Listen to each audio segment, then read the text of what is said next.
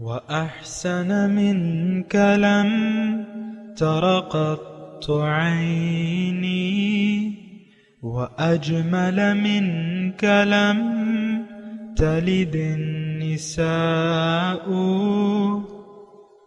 خلقت مبرأ من كل عيب خلقت مبرأ من كل عيب كأنك قد خلقت كما تشاء كتاب أنزلناه إليك مبارك ليدبروا آياته وليتذكر أولو الألباب۔ یہ کتاب برکت والی ہے جسے ہم نے آپ کی طرف نازل فرمایا ہے تاکہ دانش مند لوگ اس کی آیتوں میں غور و فکر کریں اور نصیحت حاصل کریں۔ اللہم صلی علی سیدنا محمد وعلی آل سیدنا محمد بعدد کل ذرۃ مئۃ الف الف مرۃ۔ سامعین و ناظرین کرام، السلام علیکم ورحمۃ اللہ وبرکاتہ۔ سامعین کرام، سورہ جمعہ آیت نمبر 2 سے 4 حصہ سوم۔ آج کا موضوع، کیا ہم نے اللہ تعالیٰ کے فضل اور اس کی رحمت سے منہ موڑ لیا ہے؟ اس کے ساتھ آج کے سبق کا آغاز کرتے ہیں۔ سب سے پہلے گزشتہ سبق کا اعادہ ہوگا۔ هو الذي بعث في الأميين رسولا منهم يتلو عليهم آياته ويزكيهم ويعلمهم الكتاب والحكمة وإن كانوا من قبل لفي ضلال مبين۔ وہی ہے جس نے ان پڑھ لوگوں میں انہی میں سے ایک با عظمت رسول صلی اللہ علیہ وآلہ وسلم کو بھیجا، وہ ان پر اس کی آیتیں پڑھ کر سناتے ہیں اور ان کے ظاہر و باطن کو پاک کرتے ہیں اور انہیں کتاب و حکمت کی تعلیم دیتے ہیں۔ بے شک وہ لوگ ان کے تشریف لانے سے پہلے کھلی گمراہی میں تھے۔ وآخرین منہم لما يلحقوا بهم وهو العزیز الحکیم۔ اور ان میں سے دوسرے لوگوں میں بھی اس رسول صلی اللہ علیہ وآلہ وسلم کو تزکیہ و تعلیم کے لیے بھیجا ہے جو ابھی ان لوگوں سے نہیں ملے جو اس وقت موجود ہیں، یعنی ان کے بعد کے زمانے میں آئیں گے، اور وہ بڑا غالب، بڑی حکمت والا ہے۔ ذلك فضل اللہ یؤتیہ من یشاء واللہ ذو الفضل العظیم۔ یہ یعنی اس رسول صلی اللہ علیہ وآلہ وسلم کی آمد اور ان کا فیض و ہدایت اللہ کا فضل ہے، وہ جسے چاہتا ہے اس سے نوازتا ہے، اور اللہ بڑے فضل والا ہے۔ سامعین کرام، سورہ جمعہ آیت نمبر 2، هو الذی بعث فی الامیین رسولا منہم۔ اللہ تعالیٰ وہ ذات ہے جس نے بھجوایا امیین میں رسول، انہی میں سے، یتلو علیہم آیاتہ، جو تلاوت کرتے ہیں ان پر اللہ تعالیٰ کے احکامات، وَيُزَكِّيهِمْ، اور ان کا تزکیہ فرماتے ہیں، وَيُعَلِّمُهُ الْكِتَابَ، اور ان کو تعلیم دیتے ہیں کتاب اور حکمت، یعنی دانائی کی باتیں بتاتے ہیں۔ وَإِن كَانُوا مِن قَبْلُ لَفِي ضَلَالٍ مُبِينٍ، اس سے پہلے یہ جو تھے یہ صریح گمراہی میں تھے۔ سامعین اکرام، یہ اس آیت کا آخری حصہ دیکھیں۔ اصل میں بات چیت کرنا چاہ رہا ہوں آپ سے کہ رسول کو جن فرائض منصبی عطا کر کے رسول بنا کے دنیا میں انسان کی فلاح اور نجات کے لیے بھجوایا گیا ہے، آیا آج وہی نکات ہمارے پیش نظر ہیں؟ یہ ایک سوال ہے اور یہ ایک لمحہ فکریہ ہے کہ ہمیں دیکھنا چاہیے کہ تو گزشتہ نشست میں بھی میں نے اس پہ بات کی تھی، اور آج ایک اور نقطہ اگر آپ دیکھیں، یعنی اس آیت کے ترجمے کے روشنی میں اگر دیکھیں، وَإِن كَانُوا مِن قَبْلُ لَفِي ضَلَالٍ مُبِينٍ، کھلی گمراہی میں تھے۔ کیا مطلب اس کا؟ دیکھیں اس کا مطلب بالکل واضح ہے کہ اگر ان نکات کی طرف انسان متوجہ نہیں ہوتا، یعنی اللہ تعالیٰ کی کتاب کو کتاب ہدایت کے طور پہ پڑھنا نہیں چاہتا، اپنا تزکیہ نفس نہیں کرنا چاہتا، کتاب اور حکمت کی دانائی کی باتیں سیکھنا نہیں چاہتا، تو یہ کھلی گمراہی ہے۔ سمجھ میں آ رہی ہے بات؟ کھلی گمراہی۔ ہم ان تمام اعمال و افعال سے بے نیاز ہو کے بظاہر کلمہ شریف کا ورد کر کے 5 بنا میں کو اپنی مرضی سے اختیار کر کے اپنی آخرت کو کامیاب تصور کرتے ہیں کہ ہم آخرت میں کامیاب ہو جائیں گے، حالانکہ یہ جو 4 رسول صلی اللہ علیہ وسلم کی ڈیوٹیاں ہیں، جو فرائض منصبیہ ہیں، ان سے تو ہم نے کلی طور پہ قطع تعلق کر رکھا ہے۔ لیکن کسی انسان کو قرآن جس شرمناک طریقے سے ہم نے اس سے نظر انداز کر دیا ہے، اس کو کتاب ہدایت کے طور پہ، یہ آپ خوب واقف ہے۔ پھر تزکیہ نفوس تو ہماری جو زندگی کی سلیبس ہے اس سے تو بالکل غائب ہے۔ ہم میں سے ہر شخص یہ سمجھتا ہے کہ بس میں اچھا ہوں، میں سب سے اچھا ہوں، یا میں سب سے اچھی ہوں۔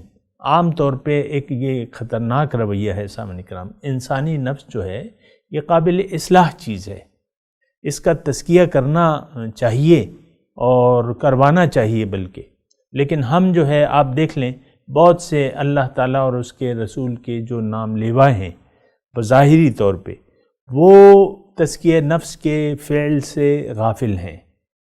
اور مومنوں کی جو صفت اللہ تعالیٰ نے گنوائی ہے 18ویں پارے کی شروع میں، والذین ہم للزکاۃ فاعلون، یہ لوگ تزکیے کا عمل کرتے ہیں، تزکیے کے لیے کام کرتے ہیں، کوشش کرتے ہیں۔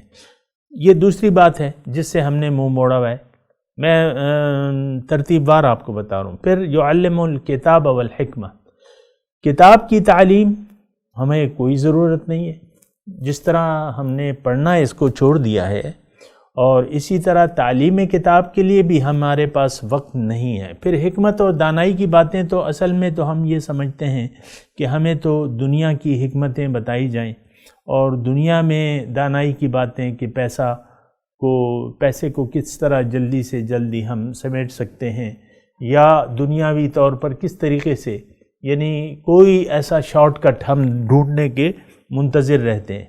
یہ علم کیمیا کا کسی زمانے میں بڑا وہ تھا، چرچا تھا علم کیمیا۔ تو اس میں علم کیمیا کیا ہوتا ہے کہ آپ تانبے سے سونا بنا لیتے ہیں، اور پھر اس کے آپ دیکھیں ابھی بھی شاید کچھ لوگ جو ہیں، آپ کو یوٹیوب پہ ایسی شاید فلمیں مل جائیں، میں نے تو نہیں دیکھی، جو علم کیمیا کے بارے میں ہے۔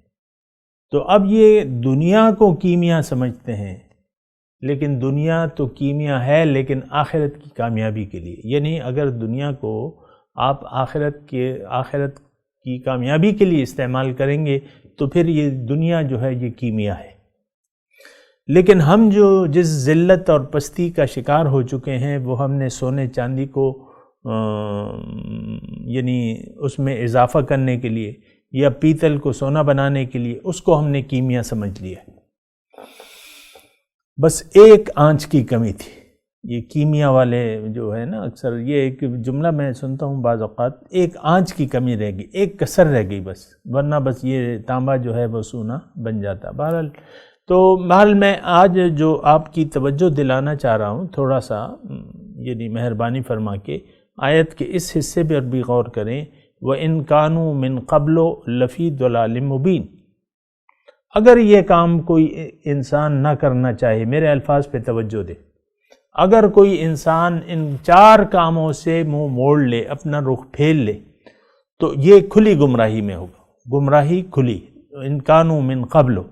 اب ظاہر ہے کہ یہ آیتیں سوچنے کی ہیں، بہرحال میں آگے چلتا ہوں۔ وآخرین منہم لما یلحقوا بہم، اور دوسرے وہ یعنی ان کی طرف بھی اللہ تعالیٰ فرما رہے ہیں میں نے بھجوایا ہے جو ابھی ان سے نہیں ملے۔ وَهُوَ الْعَزِيزُ الْحَكِيمُ، اور اللہ تعالیٰ غالب اور حکمت والا ہے، یعنی اللہ تعالیٰ نے انسان کو جس لیے پیدا کیا ہے یہ انسان اپنے مقصد میں کامیاب بھی ہو سکتا ہے۔ اللہ تعالیٰ دانائی کے ذریعے اس کو اپنے مقصود تک پہنچاتا ہے۔ اب اس میں تھوڑی سی ایک بات یہ ہے حکیم میں دانائی سے، دیکھیں اللہ تعالیٰ نے ہمیں پیدا کیا ہے ایک انتہائی بلند و عرفہ مقام تک پہنچنے کے لیے، یا ایک بہت بلند نعمت دینے کے لیے۔ اب کس دانائی سے اللہ تعالیٰ نے اس کا طریقہ کار متعین کیا ہے، اب اس پہ بھی تو ذرا سوچیں نا۔ دیکھیں اللہ تعالیٰ نے اس میں کوئی پیسوں کی شرط نہیں ہے، یا ٹھیک ہے کہ یعنی اللہ تعالیٰ نے جو گزشتہ ہم نے صورت پڑھی تھی سورہ صف کی، تو جاہدون فی سبیل اللہ باموالکم وانفسکم هل ادلکم علی تجارت تنجیکم من عذاب علیم، کیا میں تمہیں نہ بتاؤں ایسی تجارت جو تمہیں دردناک عذاب سے نجات دے دے؟ کیا تؤمنون باللہ ورسولہ وتجاہدون فی سبیل اللہ باموالکم وانفسکم، تم ایمان لے آؤ اللہ تعالیٰ پہ اور اس کے رسول پہ، اور اس کے راستے میں محنت کرو اپنے مال و جان کے ساتھ۔ ذالکم خیر لکم، یہ بہتر ہے تمہارے لیے اگر تم جانو، ان کنتم تعلمون۔ تو اللہ تعالیٰ دیکھیں اس کی دانائی اور حکمت کتنی عظیم الشان حکمت ہے، اور کتنا آسان طریقہ اس نے ہمارے لیے رکھ دیا ہے۔ یہ میں حکمت کی بات کر رہا ہوں، حکیم ہے وہ، کہ کس طریقے سے اس نے ہمیں جو ہے یعنی، اور حکمت تو دانائی کی باتیں تو بے شمار ہے، اس میں تو کوئی شک و شبہ نہیں ہے، لیکن ایک خاص حکمت جو اس نے ہماری کامیابی کے لیے ایک طریقہ کار جو متعین کیا ہے وہ دانائی اور حکمت سے بھرپور ہے، اور اس میں بہت سے فائدے ہیں، لیکن میں اس کی ابھی تفصیل میں نہیں جاتا، لیکن اتنا میں ضرور کہہ رہا ہوں کہ اللہ تعالیٰ نے ہمیں یہ فرمایا ہے، یعنی اللہ تعالیٰ نے انسان کی کامیابی کو اس بات میں رکھ دیا ہے کہ وہ اپنی مرضی سے زندگی نہ گزارے۔ جو اختیار اللہ تعالیٰ نے یعنی انسان سے اللہ تعالیٰ یہ فرما رہا ہے کہ دیکھو زندگی میں نے تمہیں دی تو ہے، اس کو یعنی گزارنے کا اختیار بھی میں نے تمہیں دیا ہے، لیکن تم ایسا کرو کہ یہ اختیار مجھ پہ واپس بیچ دو، میں اس کا خریدار ہوں، اس کے عوض تمہیں اپنی معراج مل جائے گی، بِأَنَّ لَهُمُ الْجَنَّةِ، یعنی جنت مل جائے گی۔ إِنَّ اللَّهَ اشْتَرَىٰ مِنَ الْمُؤْمِنِينَ أَنفُسَهُمْ وَأَمْوَالَهُمْ بِأَنَّ لَهُمُ الْجَنَّةِ، اللہ تعالیٰ نے مومنوں سے ان کے مال و جان کا سودا کر لیا ہے، یعنی وہ اختیار لے لیا ہے، قیمت کیا ہے؟ جنت، بِأَنَّ لَهُمُ۔ بہرحال یہ حکیم کی میں بات کر رہا تھا، آگے بڑھتے ہیں تھوڑا۔ ذَلِكَ فَضْلُ اللَّهِ يُؤْتِيهِ مَن يَشَاءُ، یہ اللہ تعالیٰ کا فضل ہے، وہ دیتا ہے جسے چاہتا ہے۔ وَاللَّهُ ذُو الْفَضْلِ الْعَظِيمِ، اللہ تعالیٰ بہت بڑے فضل کا مالک ہے۔ دیکھیں یہ یعنی اس آیت میں ایک تو یہ ہے کہ اللہ تعالیٰ اس کو اپنا فضل قرار دے رہے ہیں، یہ اللہ تعالیٰ کا فضل ہے، یعنی رسول کی آمد جو ہے مخلوق کے لیے اللہ تعالیٰ کا فضل ہے، اور اس میں تو کوئی شک و شبہ ہو ہی نہیں سکتا کہ رسول کی آمد جو ہے، قرآن اور رسول کی آمد جو ہے انسان کی فلاح کے لیے کامیابی کی گارنٹی ہے۔ تو یہ ظاہر ہے کہ دیکھیں اللہ تعالیٰ کے فضل تو بہت سے ہیں، ہمیں وہ فضا میں ہمارے لیے آکسیجن پیدا کر دی ہے، اور اس کو مسلسل ایک لیول پہ اللہ تعالیٰ فرماتے ہیں۔ پھر اللہ تعالیٰ نے یہ کائنات ہمارے لیے پیدا کی ہے، یہ بھی اللہ تعالیٰ کا بہت بڑا فضل ہے۔ پھر اللہ تعالیٰ نے ہمیں دنیا میں زندگی کے لیے، زندگی کو قائم و دائم رکھنے کے لیے مختلف نعمتوں سے نوازا ہے۔ زمین کو حکم دیا ہے کہ مٹی سے تم مختلف چیزیں پیدا کیا کرو، مٹی کو یعنی زمین کو حکم دیا ہے، تو وہ مٹی پیدا کرتی رہتی ہے۔ آپ دیکھ لیں سبزی کی دکان پہ کھڑے ہو کے دیکھ لیں، پھل والے کی دکان پہ، کہ مٹی سے کیا کیا چیزیں مٹی سے پیدا ہو رہی ہیں۔ ہمارا جسم بھی بذات خود مٹی کی پیداوار ہے، ہر چیز اللہ تعالیٰ نے. پھر پانی کی نعمت ہے، پانی کے ذریعے، پانی کو حیات کا ذریعہ، یہ بھی اللہ تعالیٰ کا ایک بہت بڑا فضل ہے. ان اصبح ماؤکم غورا فمن یأتیکم بماء معین، اگر یہ پانی نیچے اتر جائے، سورہ ملک کی آخری آیت ہے، تو تمہیں کون میٹھا پانی لائے گا. ان اصبح ماؤکم غورا فمن یأتیکم بماء معین، کون تمہیں وہ میٹھا پانی لائے گا. بہرحال یہ ساری باتیں ہیں، اور اس کو ذرا دیکھنا ہوگا آپ نے کہ ہم کس طریقے سے اللہ تعالیٰ کا فضل سے لطف اندوز ہو رہے ہیں. لیکن جو فضل کا یہاں ذکر ہو رہا ہے، ذالک فضل اللہ یؤتیہ من یشاء، یہ کیا ہے؟ یہ اللہ تعالیٰ نے اپنے رسول کو بھجوایا ہے ان 4 فرائض منصبی کے ساتھ. یہ اللہ تعالیٰ فرما رہا ہے کہ یہ میرا بہت بڑا فضل ہے. مخلوق میں سے یؤتیہ من یشاء، اللہ تعالیٰ نے ہمیں اس قابل سمجھا ہے کہ جس کو چاہے دیتا ہے. اب یہ فضل جو ہم پہ ہوا ہے کہ رسول 4 فرائض منصبی کے ساتھ اور انسان کو اپنی ملاقات کے لیے پیدا کرنا، یہ سب کا سب اللہ تعالیٰ کا فضل ہے. ورنہ کچھ کم مخلوقات تو نہیں اللہ تعالیٰ کی، یہ بھی تو آپ نے دیکھا ہو. اور واللہ ذو فضل عظیم، اور اللہ تعالیٰ بہت بڑے فضل کا مالک ہے. تو اللہ تعالیٰ رسول کی آمد اور جو اس کی ڈیوٹیاں ہیں، جو اس کے فرائض منصبی ہیں انسان کے لیے، یہ اللہ تعالیٰ ہمارے لیے فضل بیان کر رہا ہے کہ یہ بھئی میرا فضل ہے تم پہ. اور تم اب اس کا تقاضا کیا ہے کہ اللہ کے جو فضل ہے، جو نعمت ہے اور جو رحمت ہے، اس سے پھر فائدہ اٹھانا چاہیے، اس پر خوش ہونا چاہیے، اس میں ناک سکیڑنا نہیں چاہیے، اور اس پہ اپنے آپ کو بوجھ نہیں سمجھنا چاہیے. اگر کوئی اسے بوجھ سمجھے گا تو پھر اگلی آیت میں اس کو یعنی اس کی وضاحت ہو رہی ہے، لیکن اس کو بوجھ نہیں سمجھنا چاہیے، اس کو ویلکم کہنا چاہیے. رسول آ گئے، سبحان اللہ. لیکن آپ دیکھتے ہیں کہ ہر رسول کی یعنی ہر رسول کو اللہ تعالیٰ فرمایا ہے کہ ہر رسول کو جھٹلایا گیا ہے. وَلَقَدِ اسْتُهْزِئَ بِرُسُلٍ مِّن قَبْلِكَ، آپ سے پہلے جتنے بھی رسول ہیں تمام رسولوں کو جھٹلایا گیا ہے، یعنی اکثریت نے جھٹلایا. اور وَمَا آمَنَ مَعَهُمْ إِلَّا قَلِيلٌ، بہت کم لوگ ایمان لاتے ہیں. تو بہرحال اللہ کے فضل کو ویلکم کرنا چاہیے. ظاہر ہے، دیکھیں ایک بھوکا ہے، میں مثال کے طور پہ آپ کو یہ بات بتا رہا ہوں. ایک بھوکا ہے، اس کے پاس یعنی 3 دن کا بھوکا ہے کوئی، اور وہ بھوک سے نڈھال ہے، اٹھ بھی نہیں سکتا.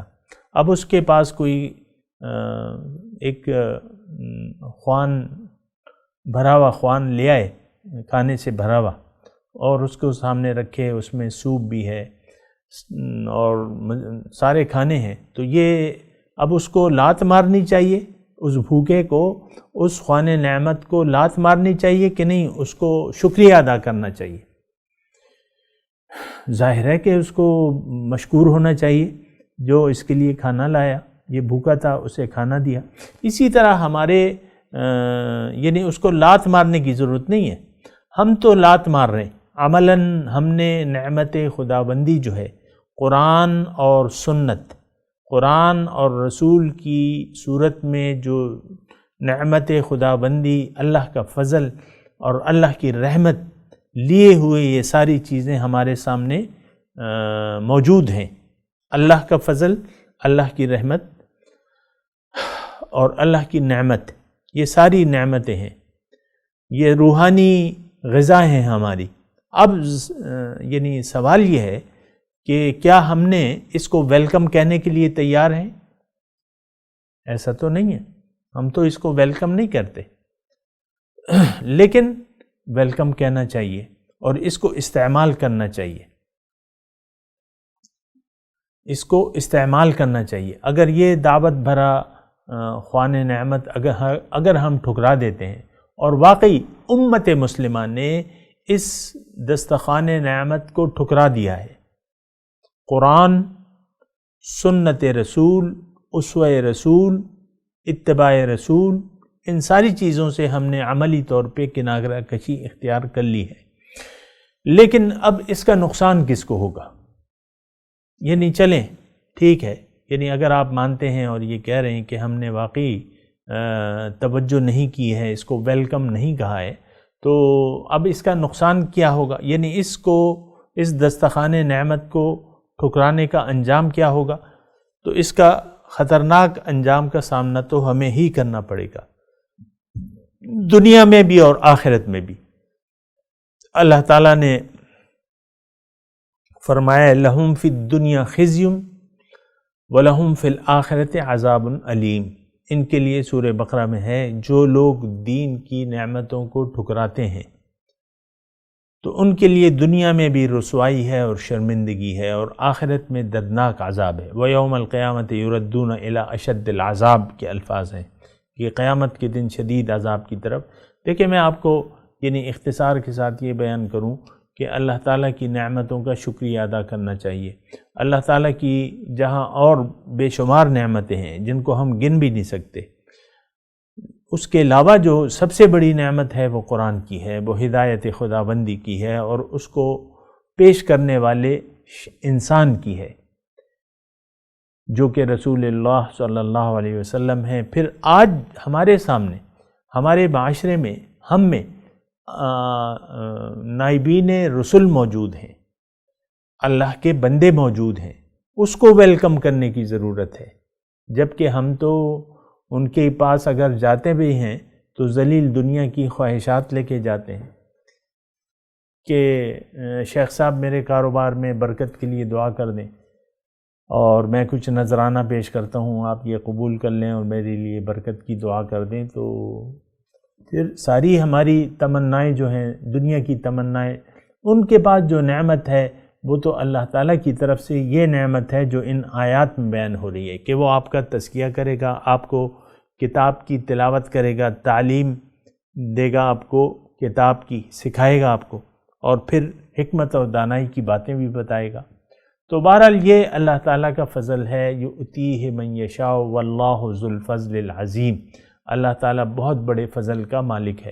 یہ جو آیات ہم پڑھ رہے ہیں، یہ دو آیات میں نے آج آپ کے سامنے تلاوت کی، میری درخواست یہ ہے، درخواست کی حد تک میری یہ بات محدود ہے کہ اللہ تعالیٰ نے جو اچھا اس میں ایک اور بات میں آپ کو بتاؤں، یعنی یہی آیات، یہی فرائض منصبی، میں نے آپ کو بتایا نا کہ 4 جگہ قرآن میں ان فرائض منصبی کا تذکرہ کیا ہے۔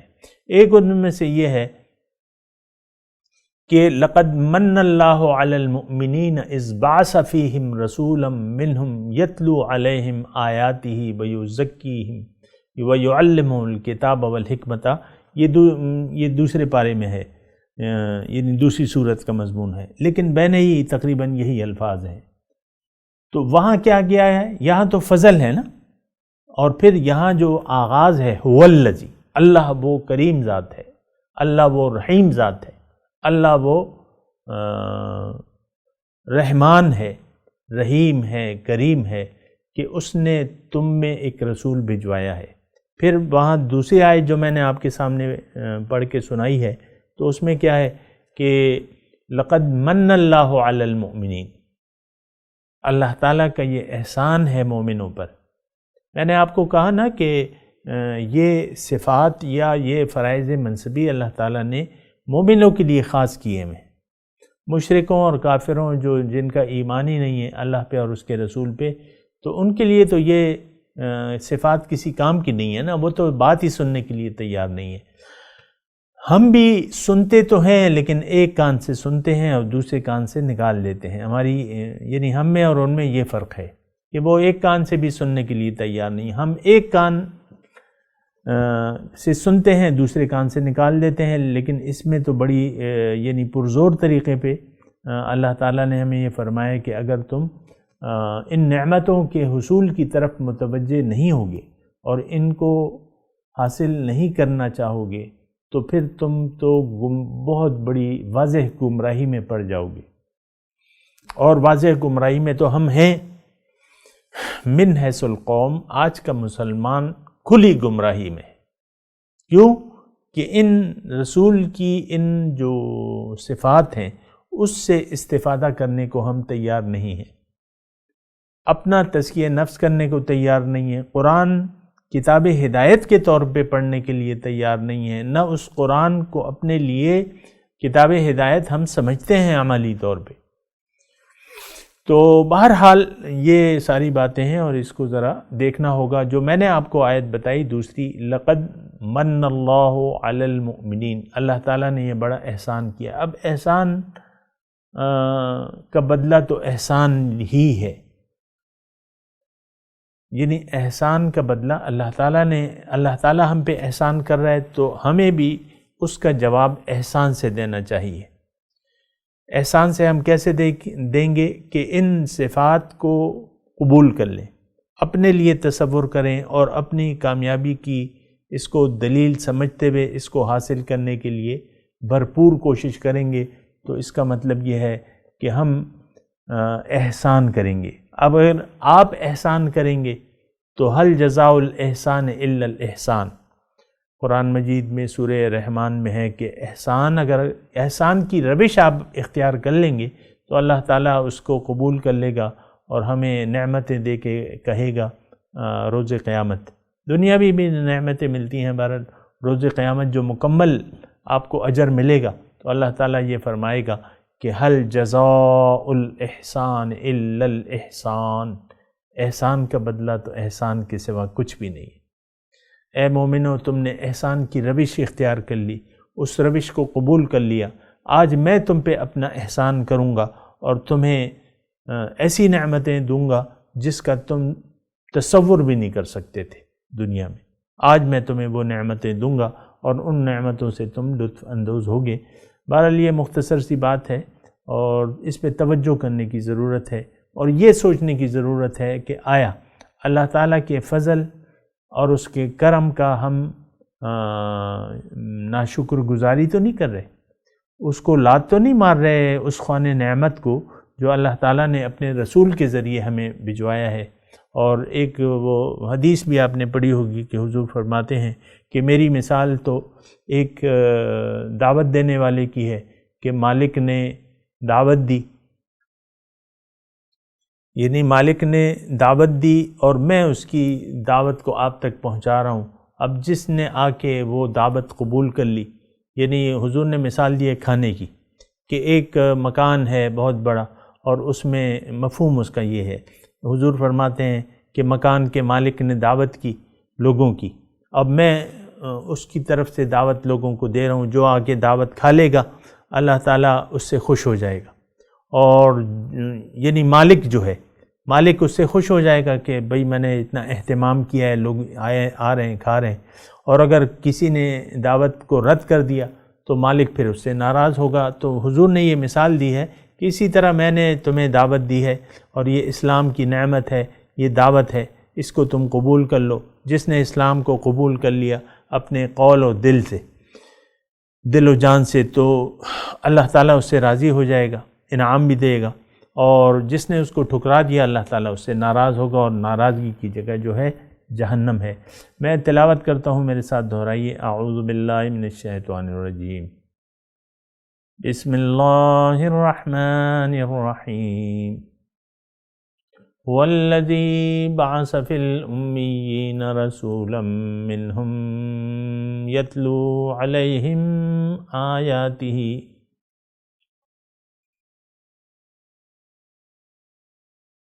وَيُزَكِّيهِمْ وَيُعَلِّمُهُمُ الْكِتَابَ وَالْحِكْمَةَ وَإِنْ كَانُوا مِنْ قَبْلُ لَفِي ضَلَالٍ مُبِينٍ وَآخَرِينَ مِنْهُمْ لَمَّا يَلْحَقُوا بِهِمْ وَهُوَ الْعَزِيزُ الْحَكِيمُ ذَلِكَ فَضْلُ اللَّهِ يُؤْتِيهِ مَن يَشَاءُ وَاللَّهُ ذُو الْفَضْلِ الْعَظِيمِ۔